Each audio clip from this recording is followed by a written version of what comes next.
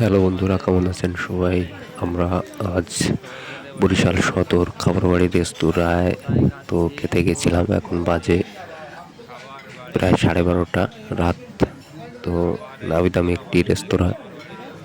তো ভিডিওটি শেষ পর্যন্ত দেখতে থাকবেন, অনেক কিছু জানতে পারবেন। যে আমরা অনেক সময় নামি দামি রেস্টুরেন্টে যাই খেতে, শুধু টাকাই দিয়ে আসি, কিন্তু খাবারের মান এতটাই কি বলবো, সেটি খেতে খেতে আপনাদেরকে দেখাবো কেমন কি দেখি।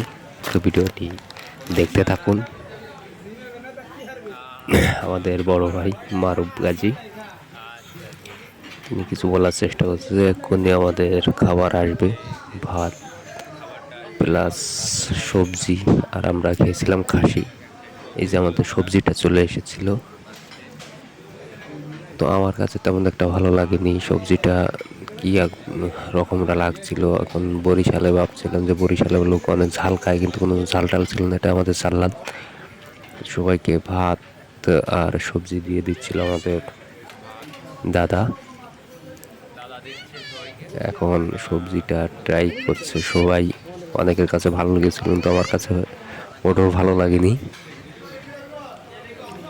তো খাবার একেবারে নর্মালের থেকে সাধারণ একটা রেস্টুরেন্টে অনেক ভালো খাবার থাকে। এই যে এটা ছিল, কিন্তু খিদের জন্য খাচ্ছিলাম আর কি। তো এইভাবে খেতে থাকলাম, একেবারে কি বলবো, খুবই নর্মাল। এই যে আমাদের খাসির মাংস, 2 পিস করে খাসির মাংস দিয়েছিল। এটার দাম নিছিল 240 টাকা করে। তো খাসিটা কি বলবো, খাসিটাও অনেক কিছুই কম ছিল, মশলা তো মোটেই ছিল না, একেবারে লাইট মনে হচ্ছিল সিদ্ধ করে দিয়েছে এরকম।